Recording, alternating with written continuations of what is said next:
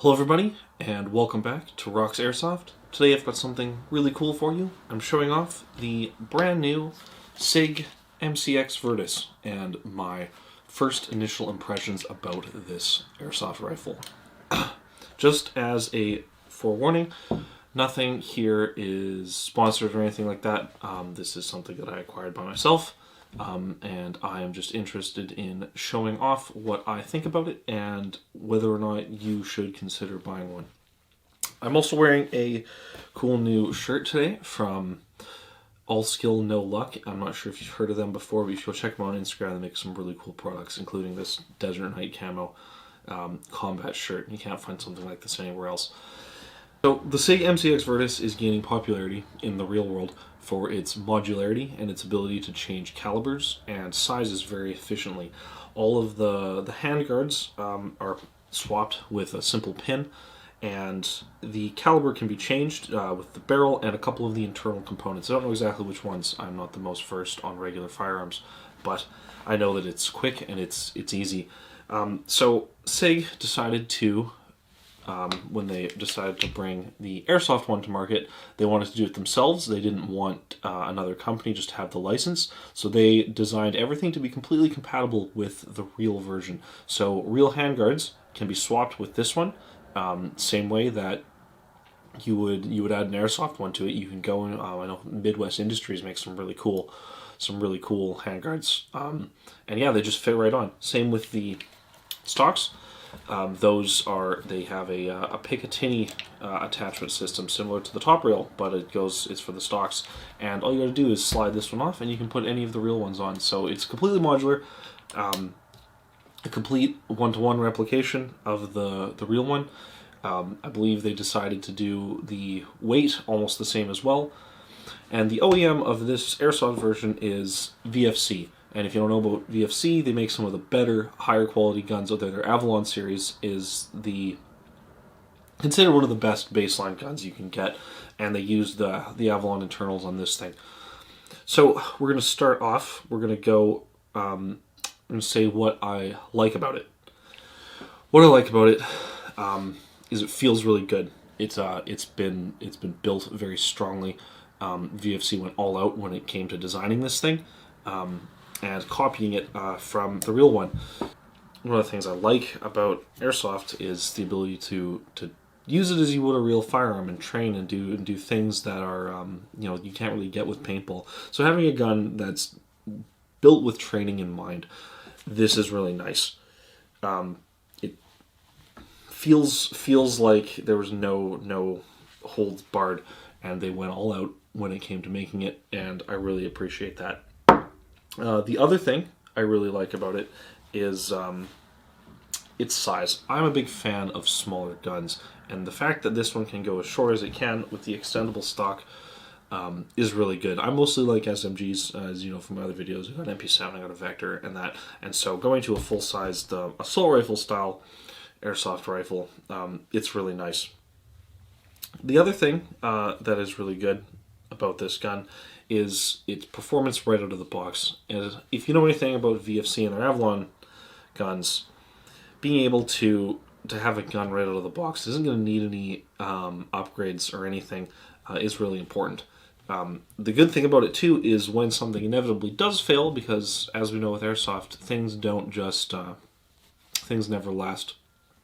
It's a standard V2. All the parts are high quality, so you can integrate your aftermarket parts no problem, and it'll just work. Obviously, you do need some teching experience to go there, but it should be pretty straightforward if you know your way around a version 2 gearbox. So let's move on to some cons. The first thing that I noticed with this thing out of the box is the orange flash hider here. Now this, I don't know what they did when they put this thing on, but it was insane. It probably took me a couple hours worth of trying all the tricks in the book to get this thing off. You can see where it was painted orange. There's lots of scuffing and damage. That is from me trying wrenches. That is from me trying just rigging it off with all sorts of stuff. The first thing I did is I did the boiling water trick. So I took the barrel out and disassembled it, put it in some boiling water, let it sit for maybe 20 minutes or so, and then tried using a wrench. Didn't work. Next thing I did is I took a heat gun and I built a little trap around it, and I put the barrel in that, and I put the heat gun in, and I got this thing up to probably, like, I don't know, probably close to 500 degrees to hopefully break the glue. Took it out. That didn't work either. Finally, after wrenching on it for quite a while and just having nothing work, I took it to a lathe and got it extremely secure, and I was able to get it separated that way. I do believe the other things I did helped weaken the glue enough, but the fact that I needed a machine to get it off is pretty crazy, and I wasn't too impressed with that. Another negative is the wiring inside here that goes from the gearbox to the front where the battery compartment is. The wiring was going far enough into the magwell that magazines weren't sitting properly in it.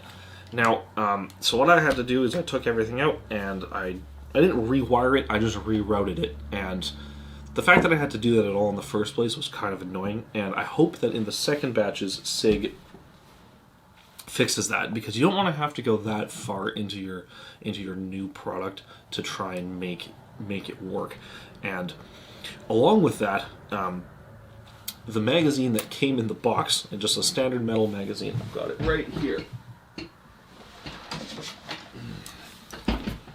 This standard metal magazine, that the VFC, it didn't work. And even with modifying it, I could still not get it to sit inside the magwell and actually function.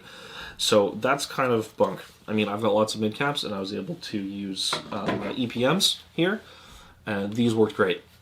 After the modification, they would not work before that. Finally, the other con is the where the battery goes in the handguard. So it's not the biggest deal, but there are big holes, like for the M-LOK panels don't cover here, these M-LOK slots, and this, on the real one, this is where you adjust the gas, and the battery can be seen through those, and I feel that if you're playing a game and someone hits you in the gun, BBs could easily go in there, and if a BB hits your battery directly, it could result in a catastrophic lipo failure if the battery cell itself gets punctured. So I would definitely recommend running a PEC box situation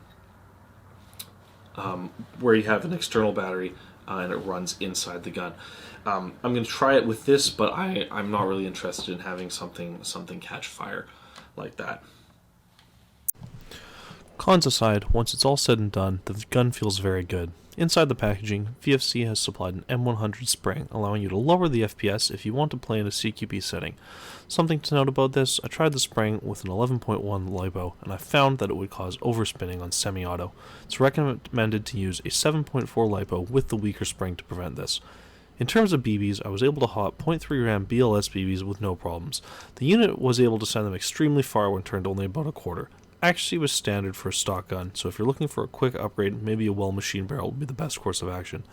Watching the footage, I did spend some time practicing with it out in my yard, getting used to the feel of the reloads and how it handles. If you're used to an AR-15 platform, you're going to feel right at home.